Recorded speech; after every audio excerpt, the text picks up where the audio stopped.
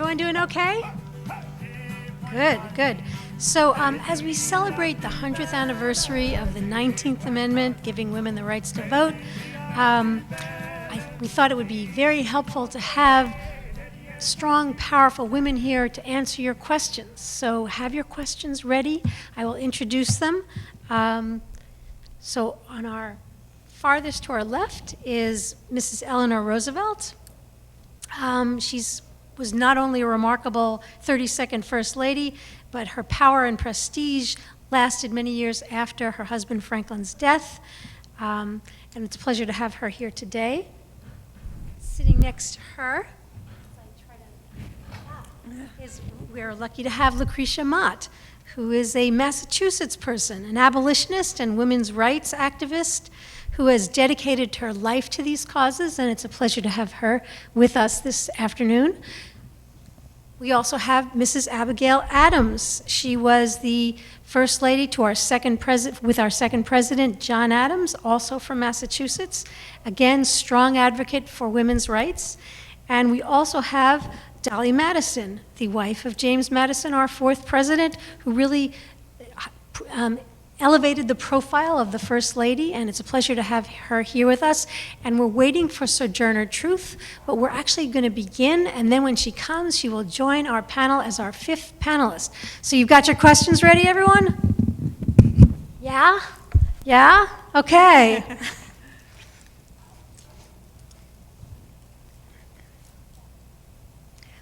A question. Any question for one or... there's a hand. Okay.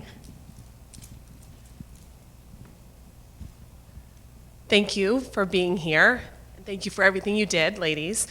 So how do you feel that World War I might have impacted the success that we had in granting women the right to vote, and how women participated during the war and maybe helped to build the movement, if any? So I think the person most able to answer that is Mrs. Roosevelt. So why don't you take a crack at that one? So the question is about our involvement in the Great War. Of course, at the time, we didn't know that there was going to be another one. So we called it the Great War. It's the largest war we'd ever known. And did that help prepare for the women's suffrage, the 19th Amendment? I suppose in part, in that a great many women were sacrificing a lot. Oh, I'm not on. Is this better? Mm-hmm. Much better, all right. I'm sorry, I did not seem to be on. Perhaps things have worn out that should be working. Yes, a great many women served during the war in one capacity or another. I served at the Red Cross canteens in Washington, D.C., watching hundreds of terrified boys go out and seeing the wounded return. So it was hard for any of the boys who'd been part of that to then wonder, they're helping us, perhaps we should help them. But those boys are not the ones who were in power. So I don't know of any direct connection. I don't know of any congressman or any state congressman who said, well, because of what the women did in the war. I think certainly in the war between the states as well, women made a great many sacrifices and thought that when the Negro man was given the vote, that women should get it too. Well, perhaps I can speak on that one. We probably all have a war to speak upon where women had been called to achieve greater experiences than we'd heretofore been ready to in our distaff situations. Of course, myself, the war between the states. Mrs. Madison, your husband's war, Mrs. Adams, the Great War for American Independence. But in every case, as they just said, Mrs. Adams, women have risen to the occasion of their patriotism, even though we had not much to gain. In the war between the states, women rose to the positions of nurses, and there were even those in all three three wars that we talk of, that donned men's costume and fought for their liberty if they could. But in every case, every time a man goes out and begins a war, someone's left home taking care of everything else, and that is the women. And we rise to the occasion to defend our homes, our farms, our families, our children, and our nation's future just as strongly as any man does. Would you, ladies? I will. I'm just checking, am I loud enough on my own, or should I use this one instead? I'll go for this.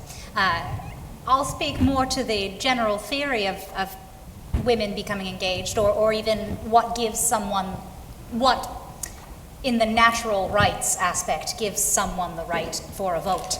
Now, at least in my upbringing, property meant that you then had your own voice in your local government.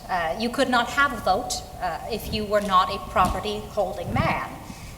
Property meeting certain monetary requirement or land or such. And the theory behind this is that if you owned property, if you owned a farm or a square or part of a town, then you had an investment in your area. You were in charge of the way it ought to be run. And thus, on the other side, people without property did not have as much claim, as much stake in this. Of course, there's some downsides to this mentality, largely that women are, in my upbringing, in my age, not allowed to possess property on their own. There are some small stipulations that are occasionally made for widows or for women owning their own businesses, but by and large, as soon as you wed, everything that is yours becomes the property of your husband. However, this doesn't mean that you're not invested in your town, in your home place, that you don't have the same stake in your community. And in fact, during times of war, when men are gone off to fight in armies or gone off on diplomatic missions, it is the women who, as in other wars, rise to the occasion, take care of everything in their own homesteads, run the economy of the local towns, the communities they are in, and thus women ought to have that same right to a vote, to representation. They even get paid for it on occasion, and then when they receive that money in many of these jurisdictions, they don't even get to keep it. It becomes the property of the husband. She's the one that worked for it all. Why should she not be able to keep it and be responsible for its disposition? So just going up. I agree with everything you have all just said. I will add to it that I was raised in the Quaker faith, and I was raised with my mother acting as clerk and elder for the ladies' meeting house. And I have this notion that though our spheres may differ in my time, public and private spheres, I've been raised with the idea that women have a great deal to contribute and a great deal of responsibility to know what is happening all around. So, I see we're lucky enough to have our fifth speaker here. If you'd like to join us, this is Sojourner Truth, a courageous spiritual woman born into slavery. She escaped to freedom and has worked courageously in both the abolition and women's rights movements, and we're pleased to have her here with us today. Thank you for coming. Welcome. Okay, is there another question for our panelists? Another question. I'll take another question. Question. Yeah. There's a hand back there. Thank you. Oh, I think I can hear you now. Yes. Did you guys always want to be like women's rights activists, like from when you were little, or was there a certain time when like you kind of wanted to like change things and you were kind of like inspired? Would you like to answer in chronological order? Or So why don't we start with Sojourner Truth, since she came in last? Well, you know, my situation is a little bit different. Born a slave, you see things when you're little differently. You see things at an early age that this is not right, that I shouldn't be treated this way. And I see other people with shoes on or clothes or sleeping in a bed. So it was in me since I was little to make things right as soon as I got the chance big enough. As soon as I got big enough, I was going to make things right. And the good Lord gave me the calling to walk up and down the countryside, to sojourn the countryside, and that's what I did. He told me to speak out against women's rights, to speak for women's rights, and to speak against the ills of slavery. So I knew early on that's what my mission would be. Okay, Mrs. Madison, would you like to? Well, the question is a very interesting one for me. I see myself as no pioneer for any sort of right for women. We are discussing in my time rights and privileges and who gets rights and privileges. And I in my sphere operate as I have been taught to, as a lady should. And within this sphere, there's flexibility, of course, but I have never in my life thought I shall set out to be something new for women. My upbringing, again, I suppose my childhood was the earliest of all of ours, born in 1744 as I was. I don't know if I necessarily sought out to change anything either. More that I was of a generation that lived through the spark of a change coming through. Of course, I always thought that women ought to have some sort of voice, if not perhaps a formal legal vote, then at very, very least to have partners, husbands that would listen to them, take their counsel, and trust and have faith in their wives' strength of character and wisdom. I would not necessarily say that I was pushing very hard for anyone to have the vote or for women to be able to hold their own property. That would have been nice. There was a mentality around my bringing up that many people held, that women were not as capable in their minds, that no matter how much education you put into a woman, that inevitably she would reach a threshold where she ceased to be made better through education, and that after she attained a certain amount of knowledge, if she moved past that into the realms of knowledge held only by men, she'd become too masculine, she would not be desirable, she would never cease or be obedient, or any of these virtues that were held so close to women.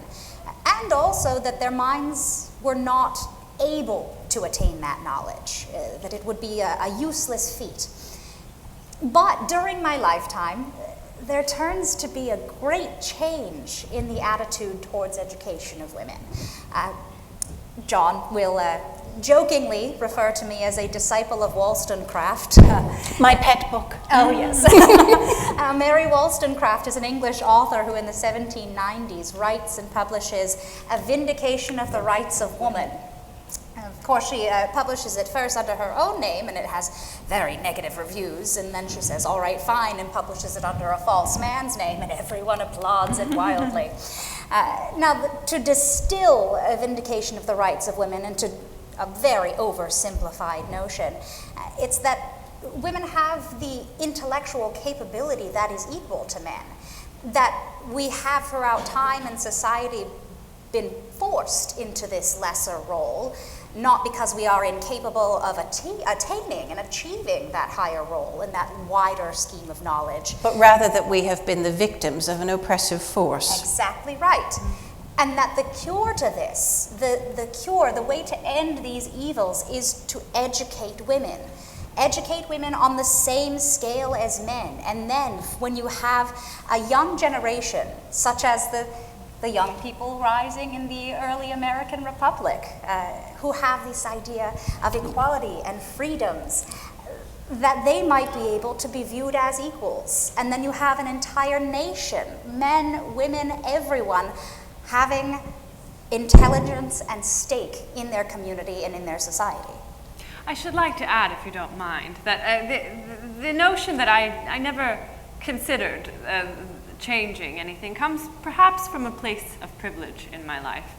much to be discussed on that matter, but I thought it worth saying that I did not grow up seeing injustice for myself or for my family, and therefore I don't believe I was forced to consider much beyond that. Well, likewise for myself, I was part of the Great Hicksite Revelation. In Philadelphia, in Pennsylvania, I was born in 1793, so a little bit, I literally am one of those children of the young republic of which you speak. But having heard Elias Hicks speak, it was one of the first times that I heard anti-slavery as a platform being discussed in public, as something that the people must move toward. And within my own heart, I was led to an understanding as part of my faith that all men and women are indeed created equal. We are all children of the same God, and therefore one parent does not favor one child over another. One parent should not give one child better resources than another. A good, honest parent should raise one's children up equally and give them all the opportunities in life that they deserve, that they are born into. So yes, education being, of course, the most important thing. That was one of our greatest fears at the Seneca Falls Convention in 1848, was that the question of women's suffrage comes up at this, and would it be a part of our resolutions for the Seneca Falls Convention or not? Would women's suffrage be included? At first I thought, oh, well, Katie Stanton, if they puts this in, we will seem ridiculous. But she changed my mind, my heart. Eventually, the convention voted on women's suffrage, and that it was part of an equality amendment, that suffrage must indeed be fought for all, neither for man nor for woman, neither for Negro nor for white, but for all citizens of this nation. So it came about slowly, gradually, but like a wave crashing upon the shore, eventually it would get there. It would start out as a ripple in the ocean and grow bigger and bigger until it smacked upon the shores of America, and here we are. Mrs. Roosevelt, would you like to add? You ask whether there's some event in my life that set me on my course. When I was young, I didn't think much about other people. I was mostly worried about myself. But at the age of 15, I was sent away to school. And I'd like to give credit to my teacher, Mademoiselle Sylvestre. It was Mademoiselle Sylvestre that taught me probably the greatest gift that, and I've even said that if a mother could ask a fairy godmother to endow her child with the most useful gift, that gift would be curiosity. Well, it's Mademoiselle Sylvestre who awakened my curiosity about the world. She expected us to develop and express our own opinions and be able to back them up with why we felt that way. She herself served as a model. For example, at the Dreyfus affair, this is when a Jewish man in the French army was accused of espionage. And he was thrown into prison without ever being given a trial against him. He was assumed guilty. Well, Mademoiselle Sylvestre explained that there was a great deal of anti-Semitism in France. Well, there still is a good bit of anti-Semitism in the United States, I'm sorry to say, feelings against the Jewish people. She accused the French army and the French people of anti-Semitism and said that he should at least be given a trial and be able to examine the evidence against him and have it, see if it holds up in court. It took years, but he was acquitted. When finally they brought out the evidence, it was someone's handwriting that couldn't possibly have been his, and that helped them apprehend the true spy.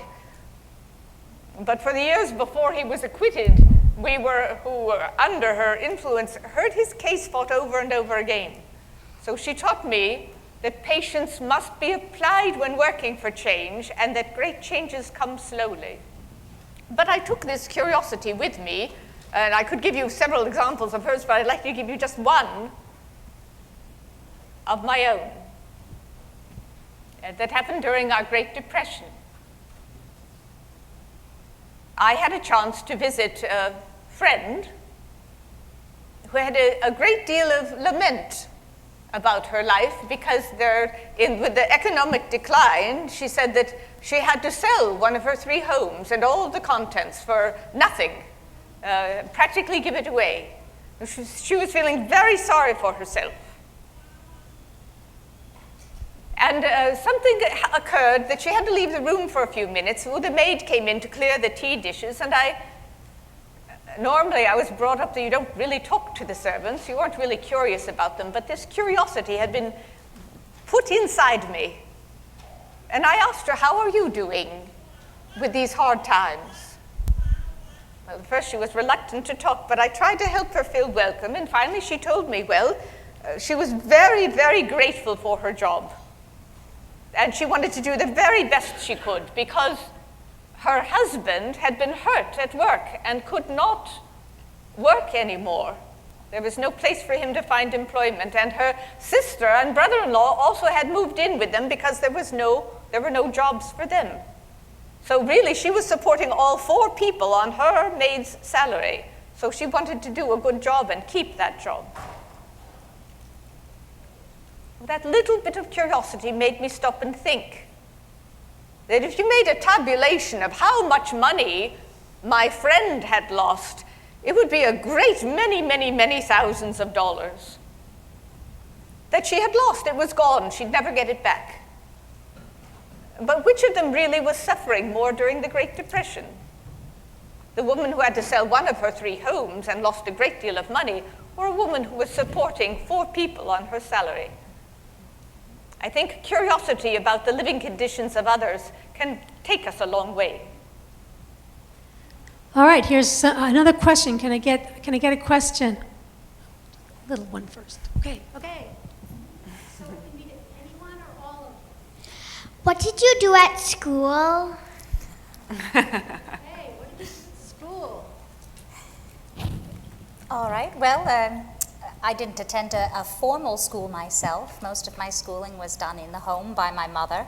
Of course, I learned how to read and to write and study classics and literature.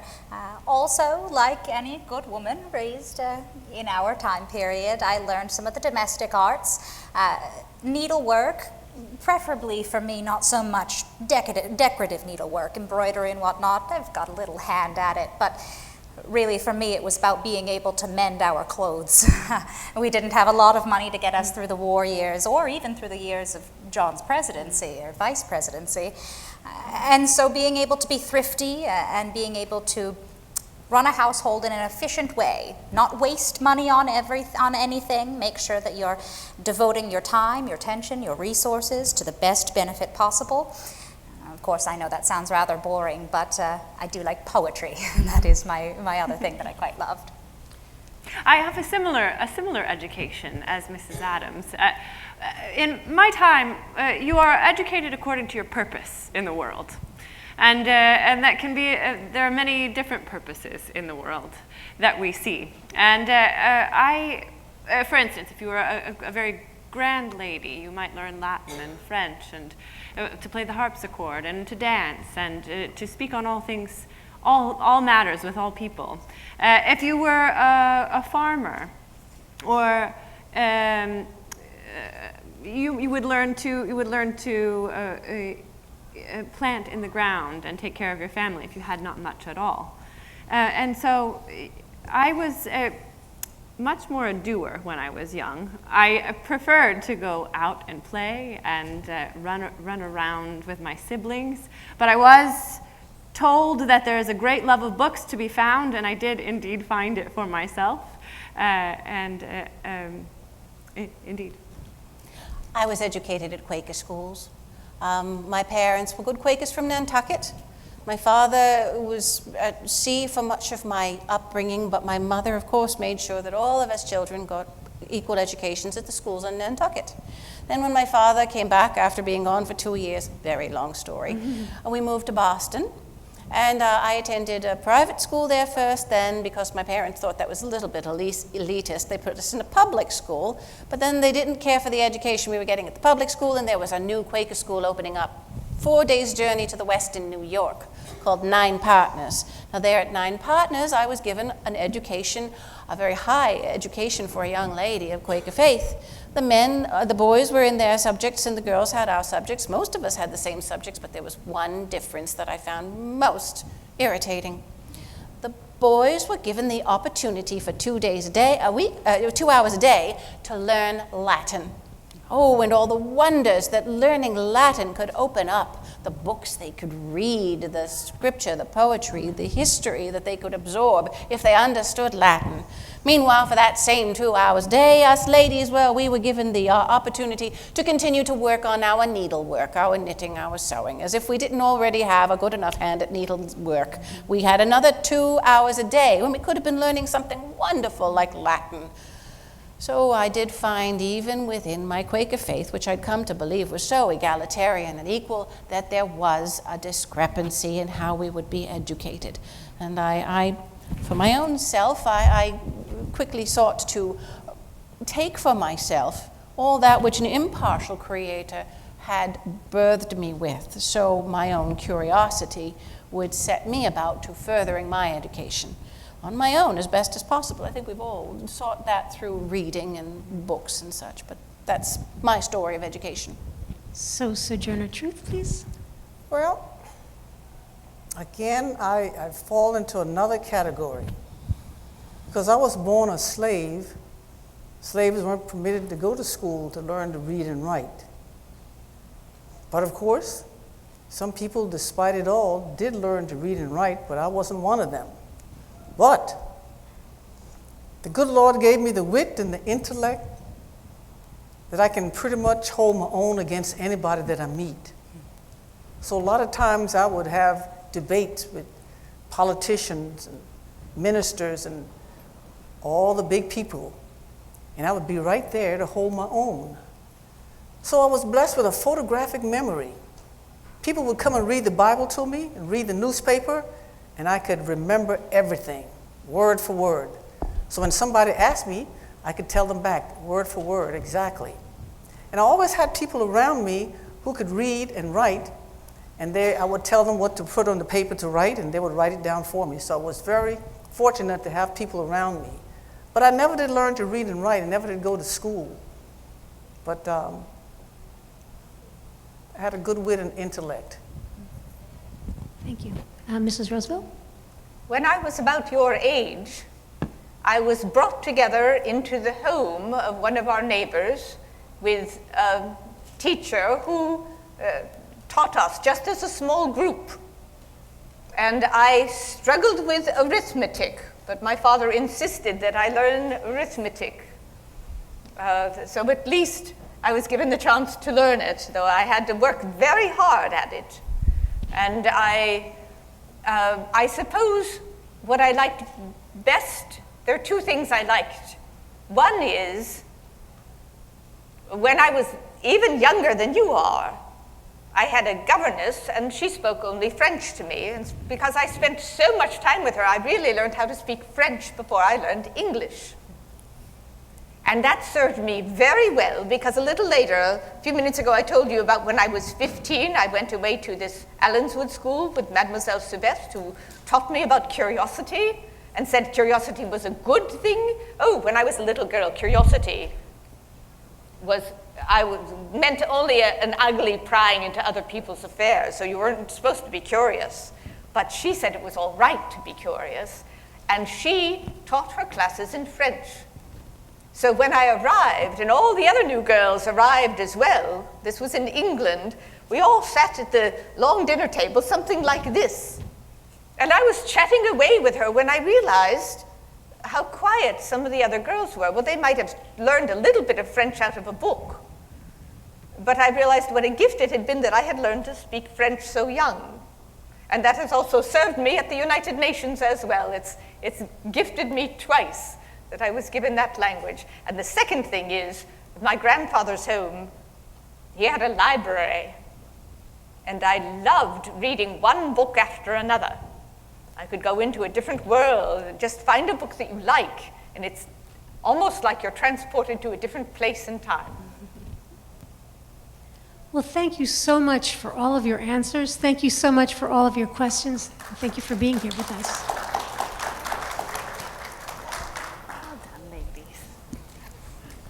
Done, my good women. I think I've lost my knitting. Would you take a picture for me? Would y'all sit?